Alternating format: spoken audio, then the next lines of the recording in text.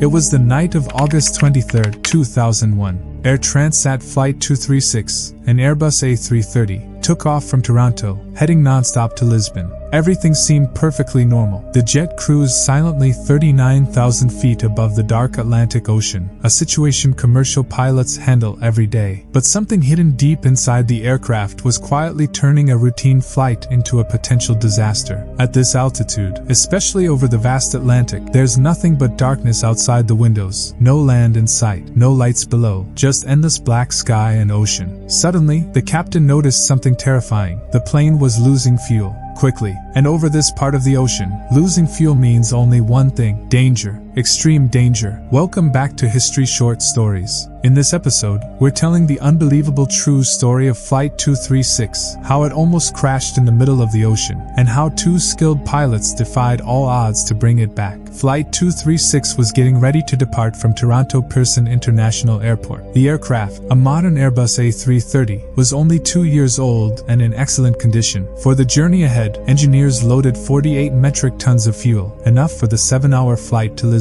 Boarding began at 9 p.m. local time. A total of 293 passengers and 13 crew members were on board. At the controls were two experienced pilots. The captain, Robert Piché, was 48 years old and had over 16,000 hours of flying experience. His first officer, 28-year-old Dirk Dejager, had logged 5,000 hours, including 400 hours specifically on the A330 model. Everything was in place: a healthy plane, skilled pilots, and favorable flying conditions. After completing the usual system checks, the crew taxied the aircraft to the runway. With clearance from air traffic control, Flight 236 lifted off into the night sky and climbed steadily over the Atlantic. Within minutes, the plane reached its cruising altitude, 39,000 feet. Like most long-haul flights, the autopilot took over the main flying duties. The pilots monitored systems and occasionally checked in with air traffic controllers. Everything was calm. Most passengers, tired from the late hour, were asleep. But 4 hours into the flight, as the plane reached the midpoint of the Atlantic, something unexpected happened. The pilots noticed a strange reading from engine number 2, located on the right wing. It showed abnormally high oil pressure, but also low oil quantity and unusually low temperature. This didn't make sense. Normally, oil temperature rises during flight, but here, it was doing the opposite. Perplexed, the pilots pulled out the flight manual to investigate, but there was no mention of this specific error. Hoping for guidance, they contacted Air Transat's maintenance team back in Canada. Unfortunately, even the experts were puzzled. They had never seen these symptoms either, so they advised the pilots to keep monitoring the readings and report back later. Although the right engine's oil readings seemed off, the aircraft was still flying smoothly. The pilots, thinking it might just be a faulty sensor, stayed calm. But about 30 minutes later, another issue appeared. This time, it wasn't about oil. It was about fuel.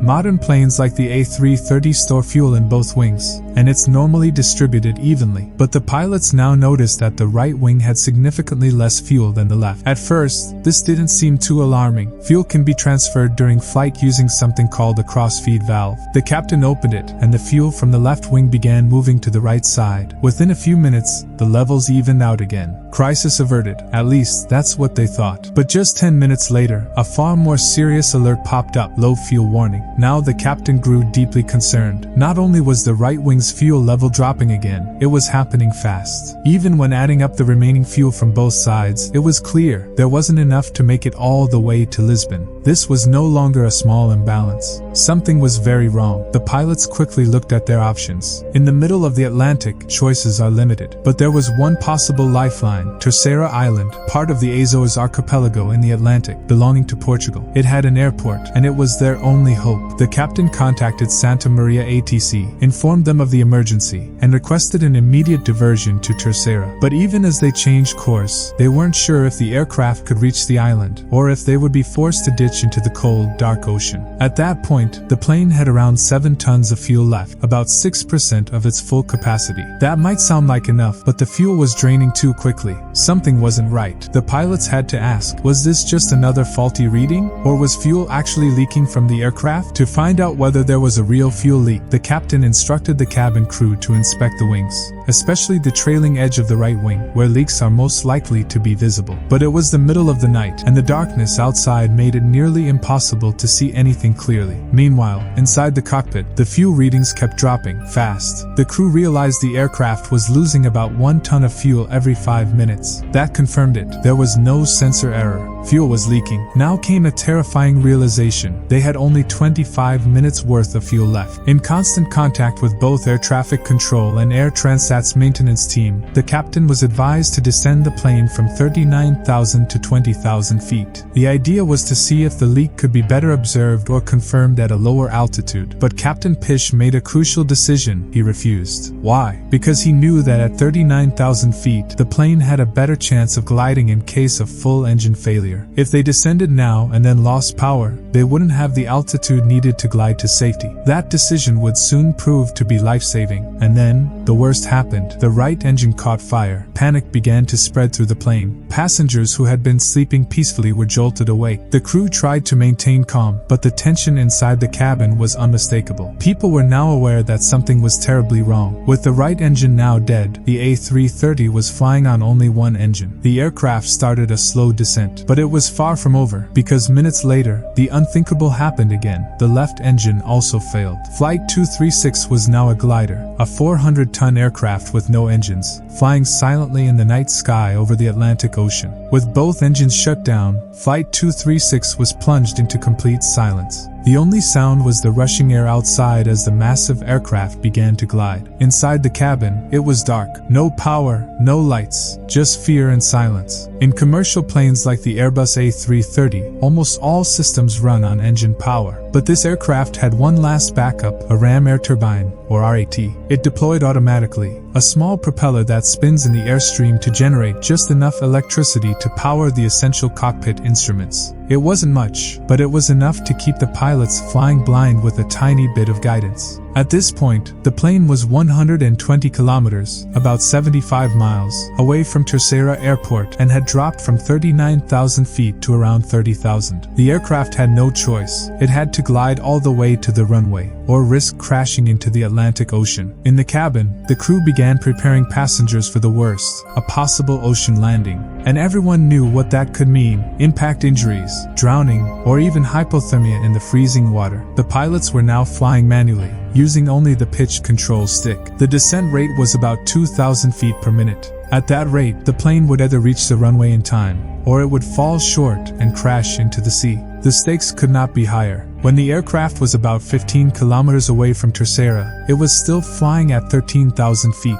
That was too high for a straight approach. But diving toward the runway would have increased speed too much and risked losing control or overshooting. So the captain made a bold and creative decision. He performed a 360-degree turn right there in the air. By completing the loop, the plane stayed over the same general area but lost significant altitude. After the turn, the aircraft was at around 5,000 feet, still high, but now manageable. With no engines to assist, they had to keep bleeding off altitude carefully. So, the pilot began a series of S-turns, weaving slightly left and right to slow the descent while staying aligned with the runway. Every move had to be perfect. As the runway at Terceira Airport came into view, the pressure reached its peak. In a normal landing, pilots extend the flaps to increase drag and apply engine thrust to stabilize the aircraft's position. But Flight 236 had no thrust, no engines, no second chance. This was a dead-stick landing, one of the most difficult maneuvers in aviation. The pilot aligned the aircraft perfectly. There was no room for error. With a sharp jolt, the massive Airbus A330 touched down hard. The force was enough to burst 8 out of 12 tires. Sparks flew as the landing gear struggled to handle the load. The plane skidded down the runway, fighting to stay straight. Then, finally,